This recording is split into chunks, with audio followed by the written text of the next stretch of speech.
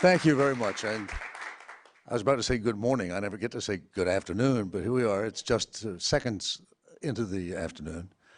And welcome to our occasional webcast that we call Later on Sunday Morning. Thank to those of you who are joining us here on the Sunday morning set. This, in case you haven't been here before, is where we do it. This is where this is my office. this is where we put the show together and put it literally together, and there's many little pieces. And so we're not. This may not be the biggest group that ever assembled, but it can't be anything but pretty close to that, because as you can see, it's not a huge studio.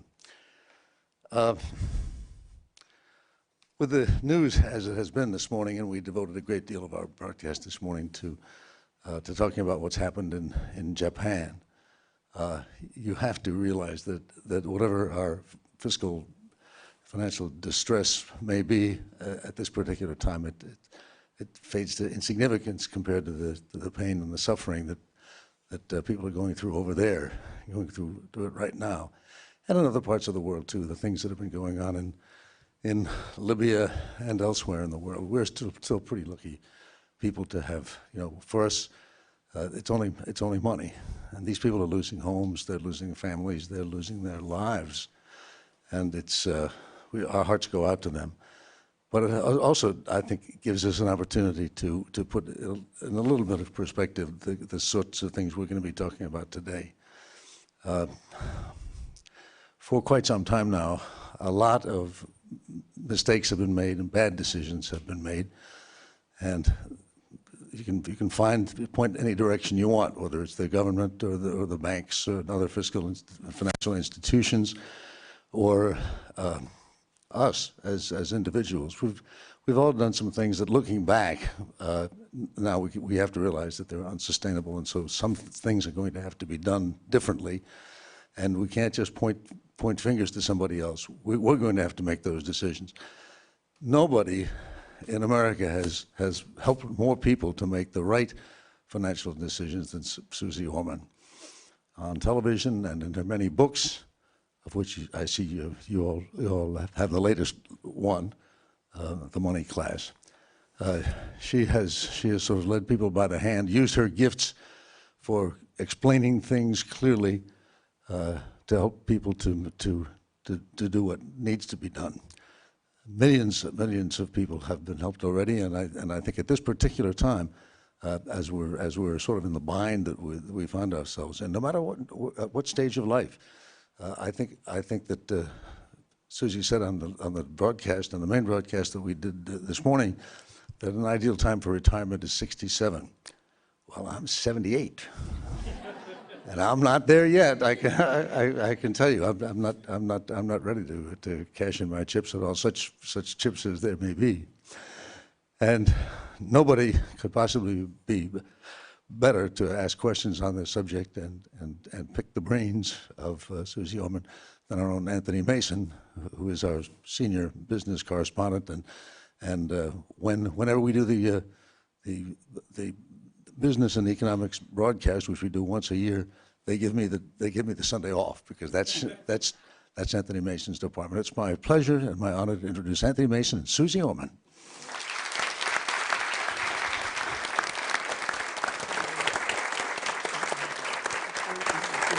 Charlie. Morning, everybody. You got what you need, water-wise? So I don't mean to take over right away, but it's my style. One correction, right? In the book, it says don't retire until you are 67. But if it were up to me, I hope we're still seeing you when you are 107, sir.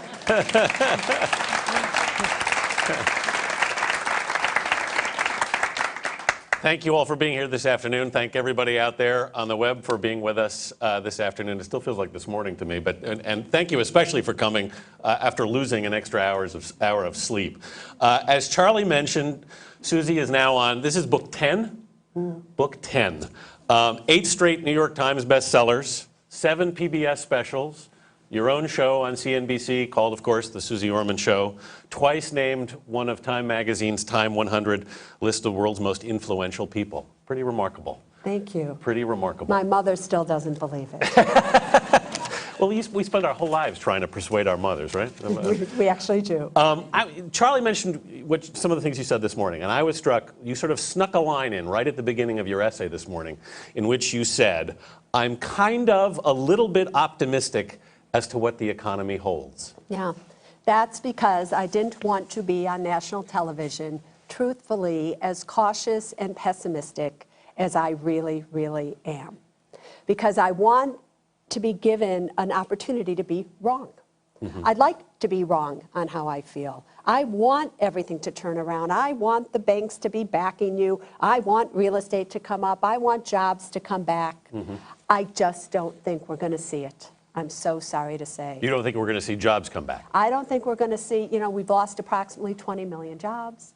A lot of those jobs, truthfully, don't have to come back because the corporations have very well learned how to do without those people. Mm-hmm. There's a little word known as productivity. If you don't know what that word means, it's very simple. These corporations can be as productive without these people as they were with these people. The computer, the smartphone, everything has replaced a lot of people and the need to have those people. So I'm very afraid that the jobs are not going to come back in the way that we think. We need money to create new areas that they should get into, but we don't really have that money to do that. Real estate, what is going to make real estate come back? The only reason real estate comes back is when you have people who have jobs that can apply for a mortgage, they're given a mortgage, and you have more demand than you do supply. We have far more supply, so we're throwing money at a problem, we're not solving the problem.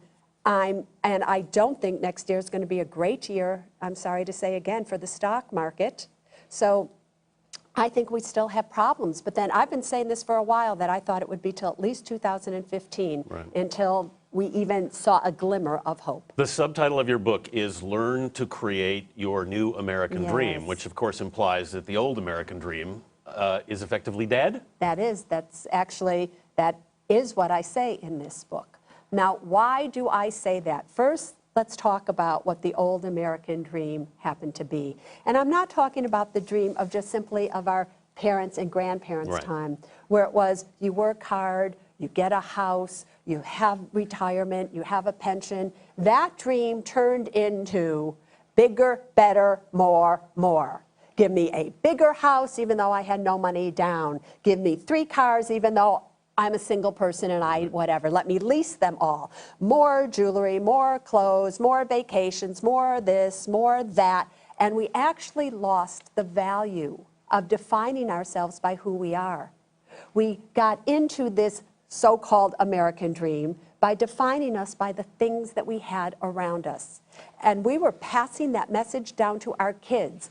Designer jeans, designer clothes, 7-year-olds calling up the Suze Orman Show saying, can I buy a $120 pair of True Religion jeans? I don't even know what True Religion jeans are.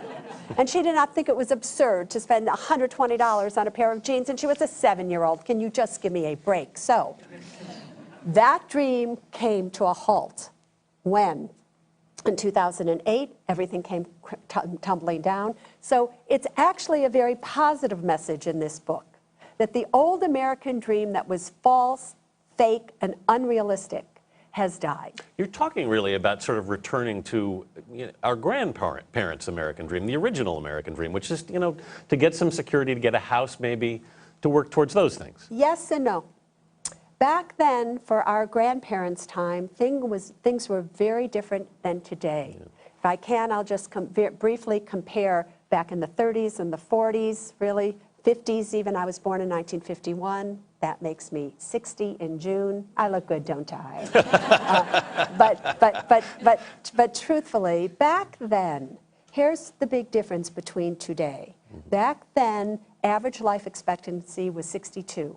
Do you know that they didn't even think we were going to live long enough to collect Social Security when they set the Social Security age at 65? Today, average life expectancy is to 85 or 90. And so we're going to spend more years living in retirement than we ever did working. Big difference. Back then, you retired and a corporation gave you a pension, paid for your health benefits, really made sure that you were okay for the rest of your lives, and Social Security was also adequate as well. Today, you're retiring without a pension. Even if you do have a pension, it may go away given what's happening. Health benefits, you pay for them yourselves. Cost of everything is skyrocketing. So Social Security, even though it's there, it's now being postponed. It used to be full Social Security age was 65. Right. For the majority of people now, it is 67. Obviously, many of the people in this room, it still will be 65 or 66. And it's likely to go up. It's likely to go up for our younger children to age 70. The cost of education back then was affordable. The cost of education today is out of sight. So many things are different. So the new American dream is this.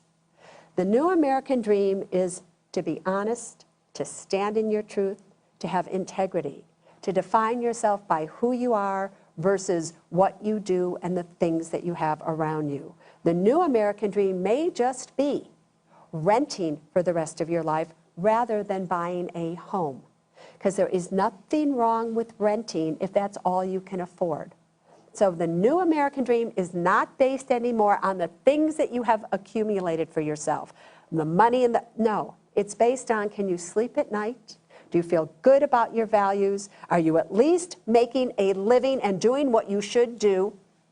And just striving to be happy, to dream to be happy versus rich, successful, and all these things which may not be able to be true for many people now. And the other thing that the point you make, obviously, is we have to do it more ourselves than ever before. Yes. But also, you've got a lot of folks now who are in deeper circumstances than they've ever been before. I mean, you're not only getting less help, but this recession set a lot of people back.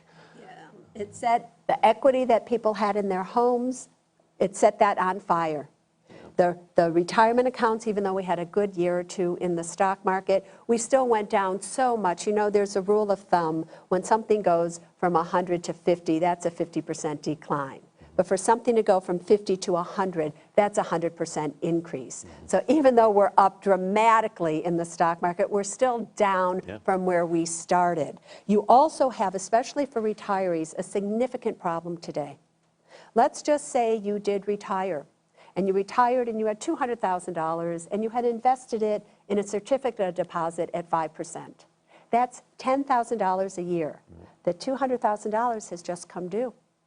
Now you have $200,000. What are you going to do with it? If you put it into another certificate of deposit, maybe you'll get 1%, 2% if you're lucky. So we've now just gone from $10,000 a year of income to $2,000 a year of income. We're $8,000 short of the money that we needed that when we retired.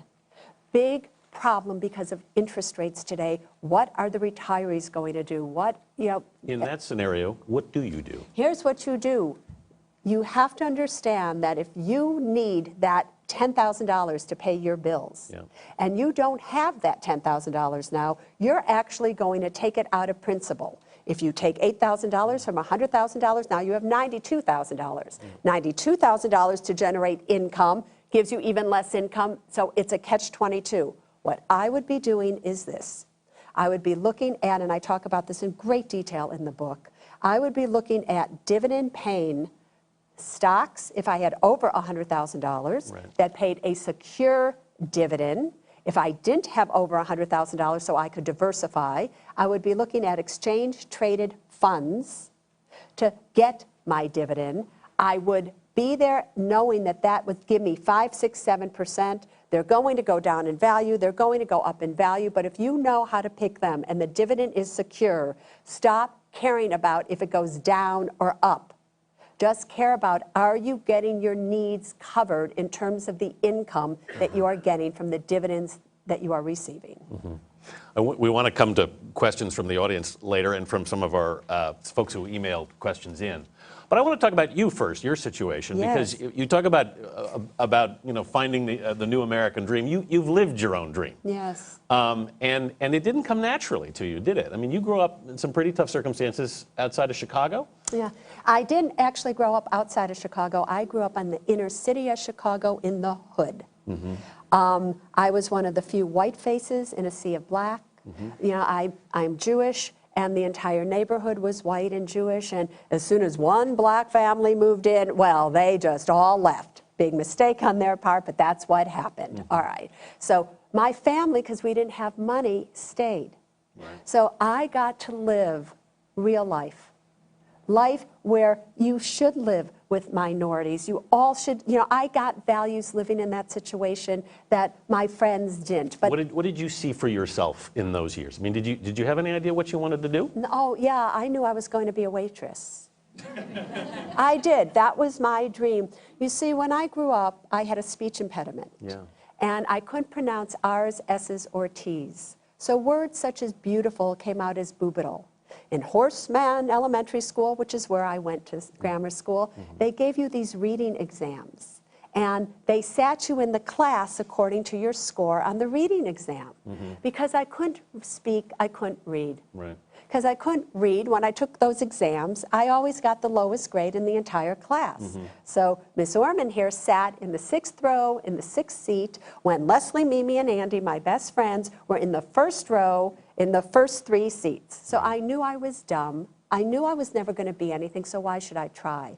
My mom was a secretary back then. What did she say to you? My poor mama, she's 96, she's, in awesome. April, she's still alive. And she was so trying to keep the family together, because back then women didn't work. Yeah. But my dad had one illness, and he was caught in a fire, and one catastrophe and failure after another. So my mom had to go back to work full-time. On the side, she was an Avon representative. And if it wasn't for my mom doing that, the whole family would have fallen apart. So Mommy didn't have enough time to think about what should her daughter be doing and how does her daughter feel when my mother was trying to keep things together, because my father was in the hospital most of the time. Right. So nobody had time to think about me. But that was okay, because that allowed me to think for myself. And my decision was I was just going to be a waitress. So to make a long story short, after 1973, I went to 4 years to the University of Illinois. I never got a grade above a C. I didn't do well in college. I didn't care about college. Sure. I worked my way through as working a restaurant, 2 different places. So I got in my 1974 Econoline van that my brother Bobby gave me $1,500 to buy, Right. head out to California, live on the streets in that van for 3 or 4 months.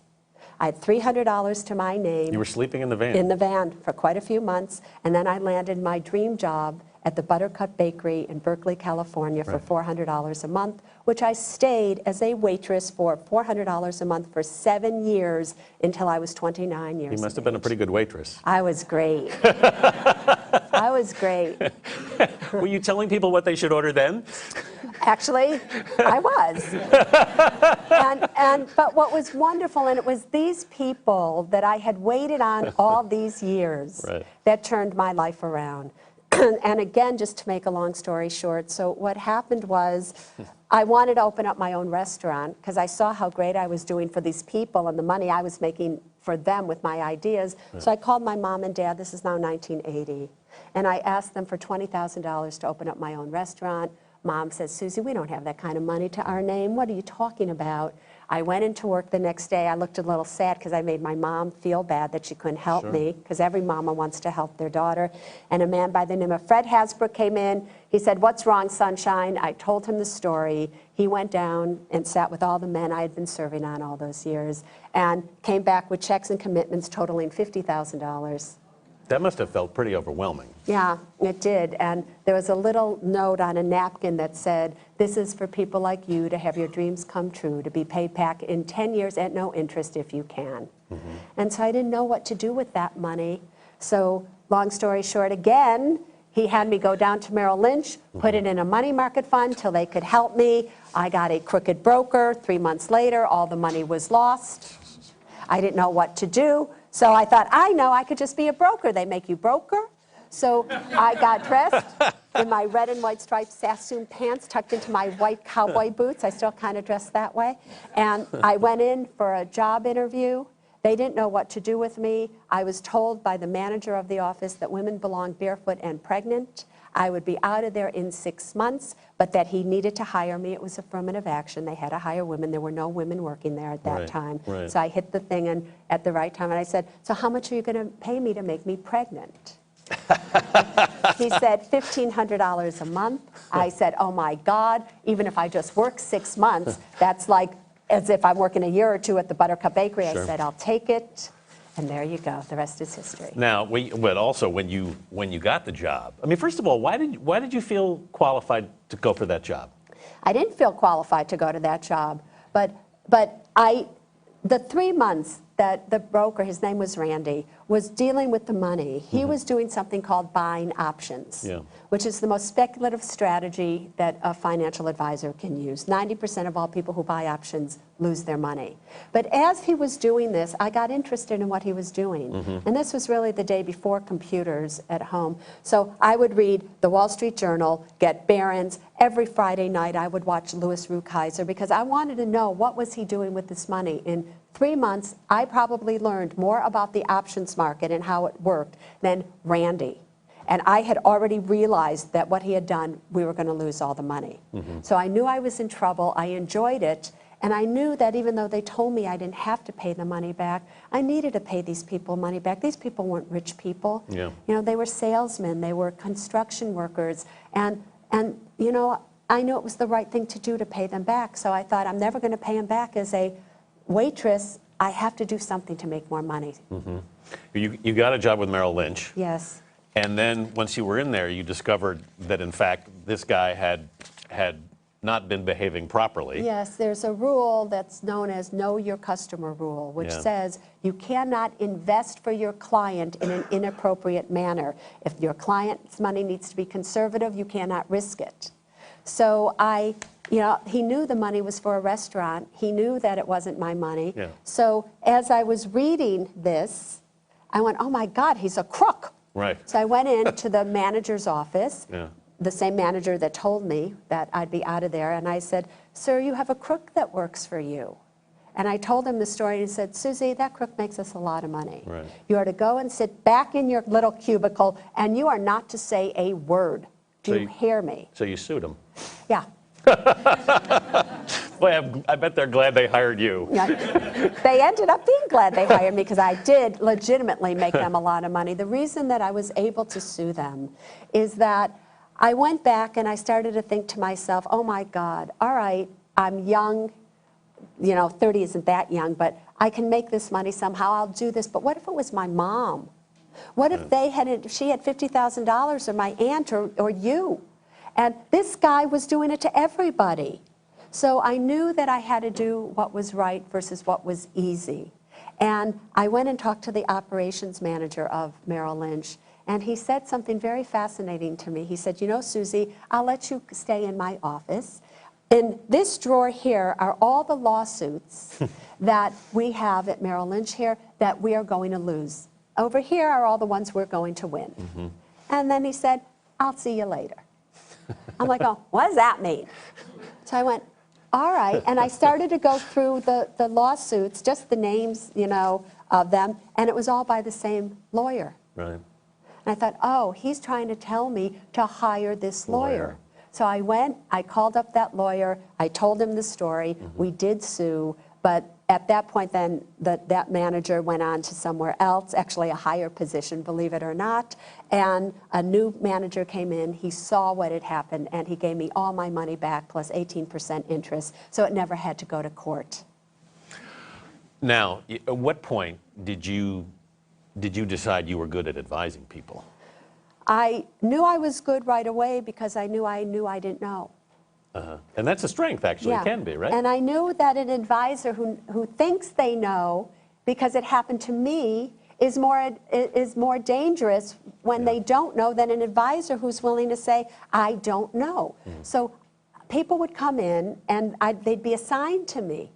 The way a broker makes their new clients is you're the broker of the day, a new person comes in, they don't have a financial advisor, and if you're the broker of the day, you get everybody who, walks in the door. And these people would sit down with all this money, and I'd say to them, I have to tell you the truth. You have more money than me. I don't know what I'm doing, right? but if you like, I'll always research and I'll find out for you, but I'll tell you the truth always. Mm-hmm. And they liked that. So, and most of these people back then knew more than the brokers. Yeah. So they would just call me and say, buy so-and-so many shares for me of such and such stock. Right. And I figured, oh, if this guy did it, because he had a lot of money, I'd call all my other clients and go, you know, so-and-so just bought all this. Maybe you should too. And they'd go, well, why? And I go, I don't know why he did, but maybe we should just try it. And it worked. And so, but then over the years, I really did start to learn when to listen. Yeah. When the advice from the uppers, you know, Merrill Lynch would say do something if they were doing it to unload their own portfolios, and this is true not with just Merrill Lynch. They're, you know, a fine brokerage firm at that time. It was the people that, some of the people that worked for them. So it was a very fascinating thing, but over time I learned and I wanted to be good at this. And now I'm probably one of the best out there. You got your first break because you complained to a radio show, right? That somebody said something on a radio show that was wrong? Jim Jorgensen. So I always would listen to all the pundits because I figured I needed to learn, not just from what Merrill Lynch wanted me to know, but what from everybody was saying. So I was like this mad woman all the time. Listen to this, read this, do that, go to this seminar. If you had financial advice, I wanted to hear what you were saying, and I wanted to know if I believed you. Right. So I started to get very good at this investment called single premium whole life. It's very different than the whole life insurance policies out there today. It was gotten rid of in like 1988 because it was the last tax loophole that was fabulous. And I was listening to this radio show, Jim Jorgensen, and he had an expert on, so-called expert, talking about this investment. And everything he said about it was wrong. Everything. So I got mad. And I wrote a letter like this to Jim Jorgensen with outlining every single thing that this guy said was wrong. Jim Jorgensen, what a great man. He called me up and he said, all right, do you want to come on and explain this? I said, I'd be appreciative. I went on, explained it, the phones lit. And then I came back to the office on Monday. Now I had left Merrill Lynch and I now was working for Prudential Beige and in Orinda, California, and I came in and there were like 300 people who had called that wanted to come see me.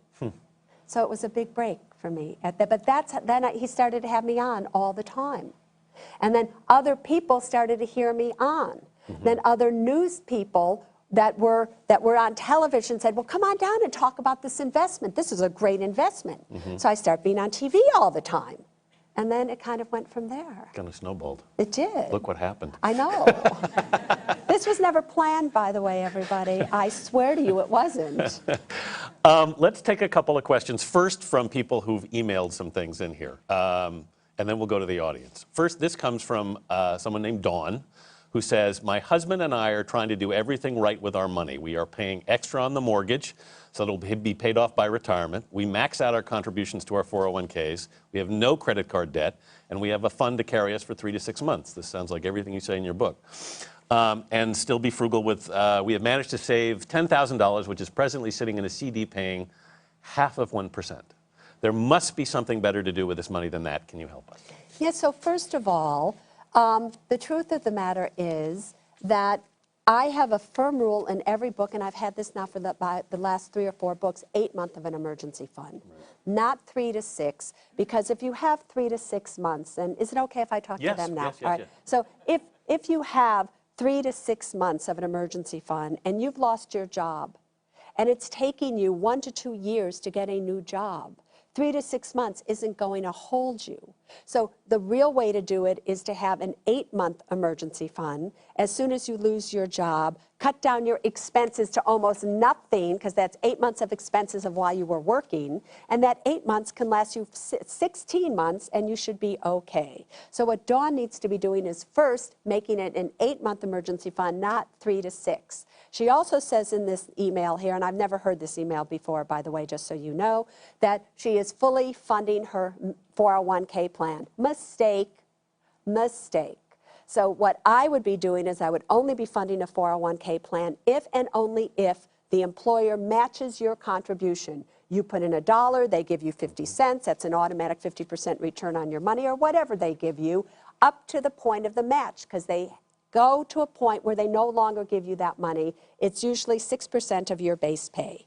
You would absolutely do it up to the point of the match, but after the point of the match, or if your employer does not match, you would be far better off doing a Roth IRA, which she did not say she had, than a 401k. Why?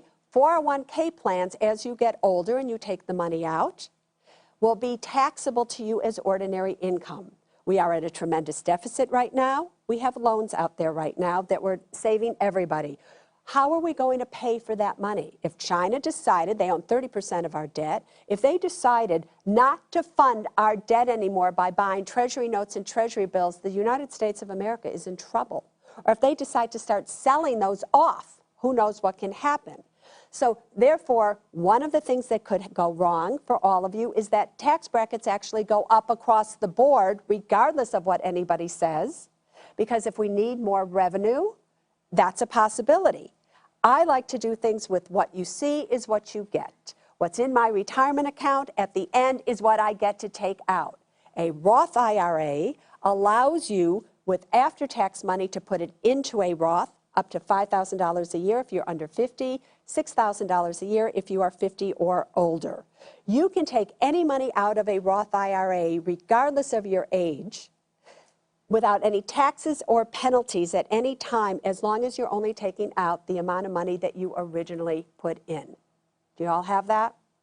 So if you put in $5,000 this year, $5,000 next year, $5,000 the year after, you've put in $15,000. You were 35 when you started, you're 38 now. You can take out anything up to that $15,000 without any taxes or penalties, regardless of how long it's been in there.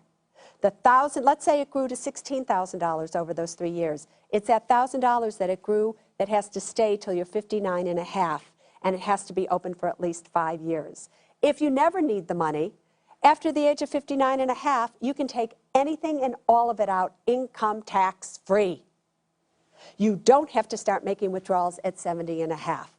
If you leave it to your children, you can leave it to them income tax free. With a 401k, the kids get it. As they take it out, ordinary income tax. So a Roth IRA is a 10 times better way to save than a 401k. You can have a 401k and a Roth. For those of you who make more money than is eligible to allow you to do a Roth IRA, those amounts are $107,000 of adjusted gross income if you're single. If you make under that, you can fully fund a Roth IRA. That goes away once you're at $122,000. For married, filing jointly, it's at $169,000 for a full contribution if you make under that. If you're making over $179,000, that goes away. So if you are over that, you are to open up a traditional IRA, you are to make it non-deductible, and then you are to convert it to a Roth IRA, and that's how you get money into a Roth IRA, even if you are making more money than allows you to qualify for a regular one. Okay. One more from the web. If your and this is a problem a lot of people have, if your mortgage is underwater and you're paying on time, but only have 8 to 10 years left to retirement, should you short sale your house? In this case, both spouses work, have $40,000 in a 401k, but one spouse is in jeopardy of losing their job. Credit score in the high 700s. What they did not tell us is how much underwater they are. Yeah. And the money class actually has 4 main classes for you. It has a class on retirement, it has a class on family, it has a class on real estate, and the class, by the way, on retirement is the most extensive class around. There's at least 50,000 words in this book on retirement, so no matter where you are in your retirement, it will address it for you. And so careers, family, real estate, retirement. All right. Real estate. If you are a little bit underwater in your home, $10,000, $20,000, even $50,000, and you're going to own this home sooner than later, can you just continue to pay the mortgage and keep the house? Mm-hmm. Especially if you can afford the mortgage. If you do a short sale, you ruin your FICO score, your credit score. These guys have a great credit score. Yes. If you ruin your FICO score, there is a derivative of a FICO score known as your insurance risk score, which is figured the exact same way as your FICO score. You have a bad FICO score, you have a bad insurance risk score. Your car insurance premiums are based on your insurance risk score. If you do a short sale, you ruin your FICO score. Up goes your car insurance premiums. If you have a low FICO score, if you ever go to buy anything, a car, a home, the interest rates on your credit cards, totally higher interest rate than you would be paying because you have a low FICO score. Everything starts to cost you more. This person said that her husband, I believe, was in, or one of them was in risk of losing a job. If you then want to go and get a new job, employers are checking your credit reports. They also have the right to check your FICO score if they want, if you give them permission to. But if they see that you have a bad FICO score or a credit report because you did a short sale, they are not going to hire you. So they're in risk of losing a job. They do a short sale, so now they can't get a job. Landlords will not rent to you if you have a low FICO score, which they're going to get if they do a short sale, so where are they going to live? So if you're thinking about doing a short sale or a foreclosure because you're seriously underwater, what's seriously underwater? There are people in Tampa, Florida, who bought a house for $700,000, and that house is now selling for $150,000. Those are people that it does not matter. You have to do a short sale on that house. I cannot continue to spend $5,000, $6,000, $7,000 a month to keep a house that's only worth $150,000. But if you're a little bit, 5, 10, 15% underwater, you keep the house. It's just that simple. If you are going to do a short sale or a foreclosure, before you do so, if I were you, I would rent another place. I would get everything in order so that a landlord will actually rent to you before you actually screw up your FICO score. That's good advice. I think we want to take some questions from the audience. Now, I know you've filled out cards, but I think we'd like to do, if we can get a microphone, is actually get you. We got it? We're ready. Okay. We'll take them directly from you. Can we start over here? Are you enjoying this? See, I'm not just another pretty face, am I? Hi, Susie. My name is Mary. I'm here with my friend Connie. We're looking at retirement actually in our mid-50s. 2 questions, though. We have $10,000. We want to invest short-term under 5 years, and we want to invest another $10,000 long-term, 10 years or more. Where can we put each of these $10,000 in this economy? Yes. May I ask you a few questions first? Sure. All right. And friends or life partners? Partners. Partners. It's okay. Listen, I'm married. KT is back there. Right? It's all right. So here's the thing, everybody. Do you have any credit card debt? No. Do you have an 8-month emergency fund? Yes. Right. Do you have any debt on car loans or anything whatsoever? No. Are you fully funding your retirement accounts? Yes. So you have a Roth IRA and a 401k? Yes. Why is then this, and do you have a mortgage on a home? No. No, you own it outright? Yes. All right. Great. Now let's see if we just pass a little bit more of a few tests. Do you have a will and a trust? Yes. All right. Do you have everything set up so you're fine? Yes. Why is it that you need then $10,000 within 5 years? Oh, we bought a vacation home that's going to be our retirement home in Florida. All right. And we want to pay all the expenses with this $10,000 invested. Got it. And plus, we also want to have the money make money in the future, so when we retire, it will pay the home itself, so we don't have to All get right. second So jobs. the $10,000 that you need within 10 years, within 5 years, is not money that you can put in the stock market, because anything can happen at any time. Listen, we're all experiencing, thank God not firsthand, but we've all had our own experiences here in New York City, what's happening in Japan. Right? So and when that happens, look what happens to the markets over there. Anything can happen in the United States at any time that can affect the stock market. Therefore, it needs time to recover when that happens. So you never put money in the stock market with money that you physically need to take out within a 5-year period of time. Long term, though, 10 years if you could take that money and invest it, now you don't have enough to buy individual stocks, because I have a rule of thumb that you do not put more than 5% of your assets in one stock. Therefore, for true diversification, you'd have to buy 20 stocks to own individual stocks to do something with. So that usually requires $100,000 or more. Since you're talking about $10,000, I would be looking at good exchange-traded funds that pay you a good dividend yield. You could buy one, you could buy two. There's a few out there that the SDYs, that buy the aristocrats that raise their dividends every single year. I am not suggesting that because it's gone up quite a bit right now, but they are out there. So with a little bit of research and things, you might be able to find it. Within the very first chapter of the book, or in the front of the book, it actually gives you a passcode that allows you to go to my website. You use it, you open up the classroom, and you'll see a free offer for you for 1 month to do a newsletter. I have a newsletter called The Money Navigator. Now, the truth of the matter is, while I would like you to sign up for it forever, if you just download it for free for that month, it will give you the exchange-traded funds and the mutual funds that I am liking right now.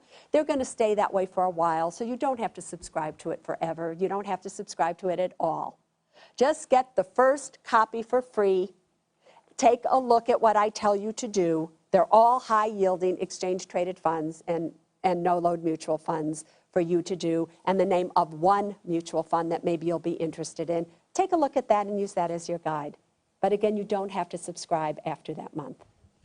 And the short term, the less than 5 years? Listen, you're just going to have to bite the dirt here with that, what's happening out there with 1 or 2%, if you can find it. And just be happy. That's all right. It's safe, it's sound, it's all right. Look for the highest rates that you can find.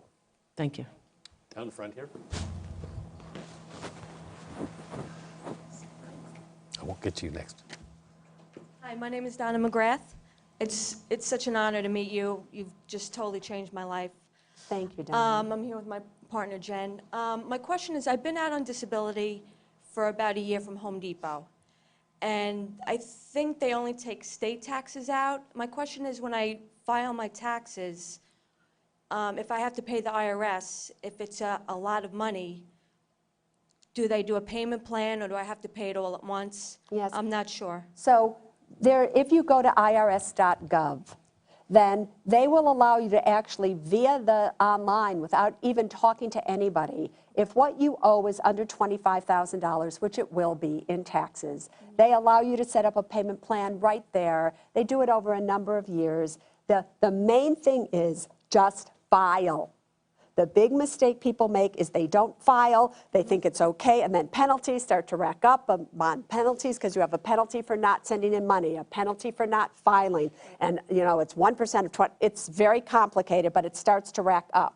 So just, if this is a fear of yours right now, listen, class 2 in this book is stand in your truth. The new American dream is based on all of us standing in our truths, doing what we know is right 100% of the time, not saying yes when we need to be saying no. So if your fear is that the IRS is going to get you and whatever, just stand in your truth. And go to irs.gov, look at what it will be, get a CPA, whatever it is, and just deal with it. It's the fear that's getting you more than the penalty, more than what it's really going to be. So get that financial ghost out of your closet, deal with it, and you'll be okay. Are you feeling better? Yes, yes. I'm just thrilled to be here. I just love you so much. Thank you. Thank you very much. Thank you. I think it's also true, Suze, you don't want the government to be your enemy, right? I mean, if you talk to the government, it's a lot better than if you don't talk to them. Yeah, but want to hear something interesting? If the question were asked to me that IRS debt, student loan debt, which one is more important for you to deal with? I would actually tell you student loan debt. Why? I knew, do you see, I love that. Because IRS debt, if handled in a certain way, can be discharged in bankruptcy. Okay. Student loan debt, in most cases, never can be discharged in bankruptcy. So if you have student loan debt out there and you are deferring it or you are in forbearance, And because you can't make your payments, or you have children that are doing this, oh, they are just thrilled.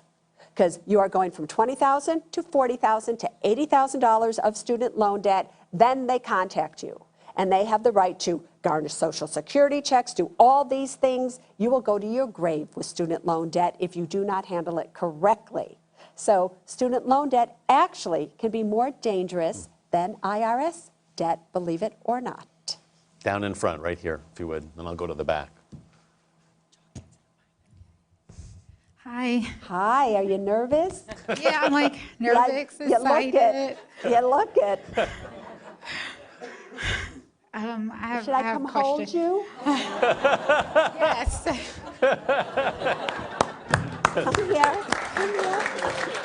Oh. Okay, let's look out here. Let's look at everybody. Go on, I'll stand here and do this Hi. with you. Hi. Yeah. I think I made it worse. I'll hold this for you. Go on. Okay. My question. I'm starting from zero. I have like a lot of credit cards. What is your name? Oh, I'm Shanika. Hi, Shanika. Yeah. So How much in credit card debt do you have? I had like 12. I think it was like 12,000. I had 13 credit cards. So in May it'll be my last credit card. I'm a nurse, and I have a bachelor's degree of science. And so while I was in school, I accrued a lot of debt. All right, so you have $12,000 So, of credit card debt. How yeah. much in student loan debt? I don't look at it anymore. It's This is the problem.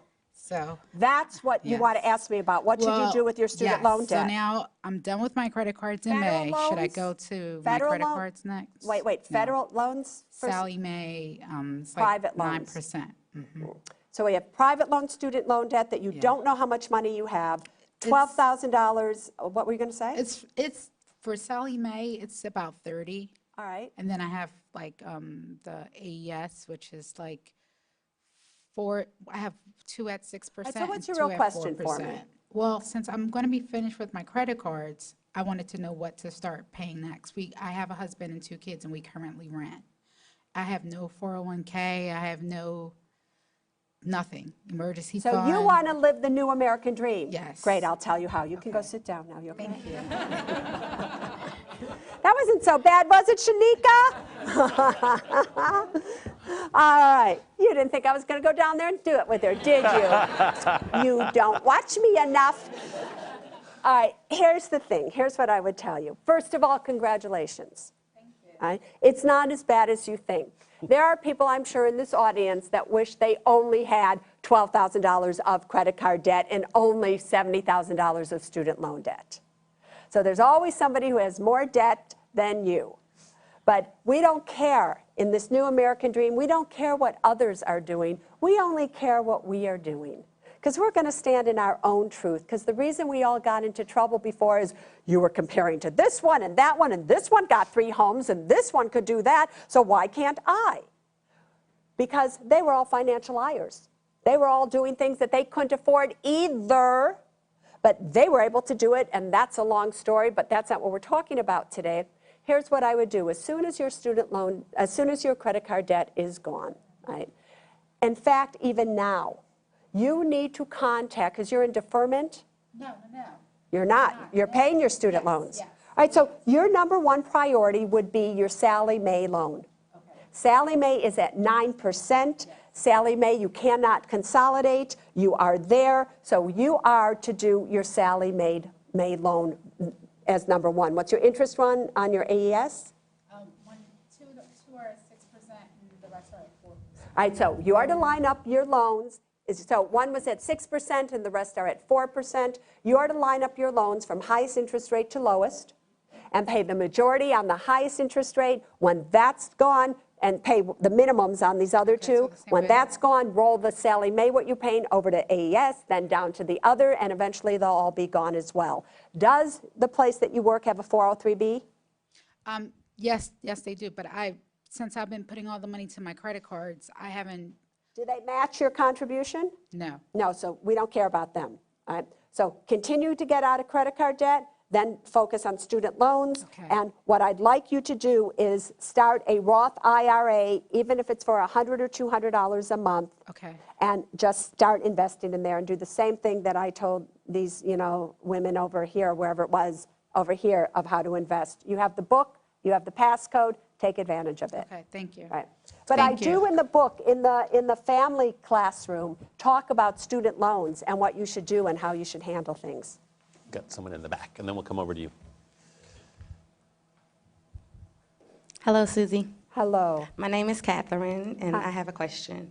In late 2009, I had a beacon of light credit score at 772, and I was so proud of it. My father got sick, and I had to take off from work, and I ended up with family medical leave without pay. So my philosophy was bread and butter over bling. So I paid my mortgage and held off on the credit cards. So my credit score started going down, and then I didn't have income coming in, so I was like, okay, let me negotiate with my creditors and do a settlement. Paid the settlement like $1,000 a month to get them paid down, and saw my credit report, and they have these charge-offs on it. And when I went out of town, I tried to rent a car. Equifax said, do not rent. So I was devastated because I felt I did the honorable thing to do to care for my ailing father. I did the honorable thing to do to make a payment arrangement, and now, luckily I have a mortgage, so I don't need to apply for a loan. I own my car, so I don't have to apply for that. But I feel like I made maybe not the best decision spending my savings to the credit card companies because they hit my credit score, and I feel like they could have waited. And so I don't know now, should I continue with the money that I have to pay the credit cards off to get my credit score back up, or just say, pay me first? And so I'm at a debacle with that. Let me tell you about FICO scores, because nobody knows more about FICO scores in the entire United States except FICO itself than I do. Right? Full disclosure, I have a partnership with FICO. I have a FICO kit that I've created with them, so I know a lot about them. Here's the thing. Your FICO score does not go up when you pay off a charged-off loan at all. Once a loan is past 90 days, it has already dinged you on your FICO score, and no matter what you do with that loan, it does not have an effect. If you had a credit card that was 30 days past due, 60 days past due, 5 years past due, if you paid off the one that was 30 days past due, that will have more of an effect on your FICO score than the one that's 60 days past due. If you paid this one off 5 years past due, 0 effect on your FICO score. So this is a question of, do you take an action with money that you feel you do not have to pay off debt to raise your FICO score? No, because it's not going to raise your FICO score. However, you ethically spent that money. You ethically owe that money. So this is truthfully more of a question of a stand in the truth. You have the money, you spent that money. You therefore should pay that money, not because it is going to increase your FICO score, because it is going to increase your own self-worth about how you feel about who you are, because you did the right thing. And when you do the right thing, you feel more powerful. And when you feel more powerful, you have more energy. And when you have more energy, you attract a pay raise, you attract a job promotion, you attract people to you. When you are doing something simply for money, well, I get to keep it, screw you, creditor, it's not right. Because all of us end up paying for it on some level. Do you see what I mean? So, yes, you ruined your FICO score. But yes, you are doing the right thing. And yes, you so seriously did the right thing by taking care of your father. That may not go down in the scores of your credit, but it will certainly go down in your score of a human being and a daughter.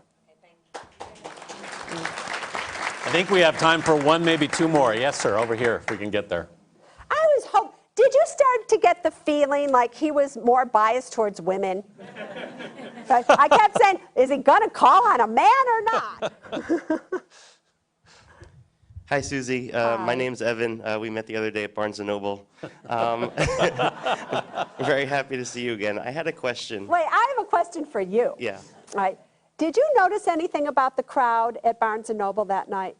Well, I was at the very end, but But did you notice, I just have to say this because I cannot be more, out of all the things I've done, if you were to ask me what am I most proud of, I would tell you looking out into the crowd at Barnes & Noble, 600 or 700 people on the most rainy day I've ever seen in my life the other day, the night, and seeing people from the hoods there, these rappers with their cat. Did you notice that? I was at the very end. They almost didn't let me in. I had just gotten out of I have never class. seen a more diverse crowd in my life, where people who you would never think even cared about money, they were there. Barnes & Noble was in shock. We had a busload of kids come in, right, African-American kids from some whatever, because their teacher wanted to see me.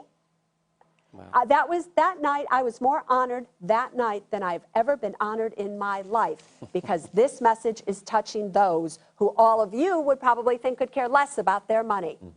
Blew my mind. Yes, Evan, go on. Well, I'm 24 years old. I graduated from college a couple of years ago. I worked for a few years. Now I'm back in school getting my master's degree. Did you go back to school for your master's degree because you couldn't find a job? No, I actually had a really good job, but then there was that tunnel fiasco in New Jersey, and I wound up, things were not so good. It was a good time to go back. All right, so wait a minute, just stick with me here for a second, because that's what we just did on the show this morning. You had a great job, then there was a fiasco, then you lost your job, then you tried to get another job, and you probably couldn't find another job. No, I didn't lose the job. I actually left I had been meaning to go back to school. It All just right. seemed like the right time. All right, that's good, okay. All I wanted to do something a little bit differently anyway. right, so what's your question? My question is, there's some money from my bar mitzvah, birthdays, some money that my parents gave me, when I was very young, that kind of money that has been sitting in this Uniform Gifts to Minors Act account. I'm now 24, and is that really the best place that this money should be sitting? It's in mutual funds within this account, but I know that you're not very happy about those accounts. Well, I'll when tell you being why used for I'm not. children. Just so that we don't confuse people here. When you're young and your parents want to give you money, or you get money somehow, as a minor, you cannot have money in your own name. Which also says to all of you, if you have any life insurance policies out there where you have left a minor child or grandchild as the beneficiary, you have made a huge mistake, because that money has to go into a blocked account, because a minor can't inherit money. So you have two ways to deal with it. It's either in a Uniform Gift to Minors Act account, where your parents are the custodian on that money. So you're not in control of that money right now. They're still in control of that money. But if you have it in that account, it hurts you for financial aid, because it's considered your asset versus your parents' asset. So it counts differently when figuring financial aid. That's why I don't like UGMA accounts. And I also don't like them because even though you have grown up to be a very good-looking and well-adapted, obviously, I hope, human being, you could be standing up here and being Evan the evil. Where you could take that money as soon as you had hit 18 or 21, depending how they had set it up, and you could have bought a BMW, you could have done whatever, and so forth. So if I were you, let's get it out of the Uniform Gift to Minors Act account. Let's get it into your own name. Let's get it working within a Roth IRA for you so that you don't have to pay taxes on it and things like that. That would be a far better thing for you to do, and it would make you feel more like a man, because you still feel like a boy with your bar mitzvah money under the guise of your parents, and you don't want to do that, do Yes. you? No, thank you. All right, I think we can sneak one more question in here if I don't get trouble. Is there one, sir, right behind you there? How you doing, Susie? My name is Daryl. Hi. I'm here with my girlfriend, Simone. Simone. Hi, Simone. How do you feel about somebody starting their own business in this economy? Say that again. How do you feel about starting your own business in this economy? Do you know what kind of business you want to start? A retail online business? A retail online business. Yes. Have you done this before? No. Do you have working capital money? Somewhat. Somewhat. All right. In the career class, because I know we have to end here in 3 minutes on time, in the career class, I talk specifically exactly what you should and should not do if you are going to start your own business. You need to not touch any retirement money. You better have at least 1 year working capital behind you. You better know exactly what you're doing. You're asking people to buy things at a time when they have to make a choice with their credit cards, their student loan debt, and things like that. So unless you have other money coming in, I would not count on all of my income coming from a brand new business that I'm starting. I would be continuously to make money and do this on the side and see if it goes. Okay, thank you. There you go. Susie, one last question here. You were talking about the audience you saw the other night. Is our financial literacy getting better in this country? I think it is, and I'm going to say mainly because of me. I was going to give you credit. And the reason that I think that is that I just don't talk to people who have money. I'm talking to people who have money from all walks of life, no matter where you live. And I'm talking about it in a way that they can understand it and they can relate to it in a little whacked out way. You know, if you make money very formal and everything and it's not whatever, you get bored. Right. But when you hear Miss Orman say, "You are so denied," you love that. So it is getting a little better. Also, truthfully, because I was joking there somewhat, what the kids and everybody saw happen in 2008 opened up the conversation about money for possibly the first time. It forced mommy and daddy to say, "Sorry, kids, we're losing the house, we're losing this, you don't get your Swatch watch." We're talking about money because we don't have any money. Well, it showed us how much we had to learn. That's right. And so all of that started the conversation, and the kids in particular, and maybe some of the younger ones in here can say it, you want to be responsible because you don't want to end up like mommy and daddy. Is that correct, many of you? Look at, they're shaking their heads. So lessons come in many ways, but every lesson is always a blessing if you just simply embrace it when it comes to money. Great advice. Suze Orman, thank you for being with us this morning. Thank you. And thank you all for being here.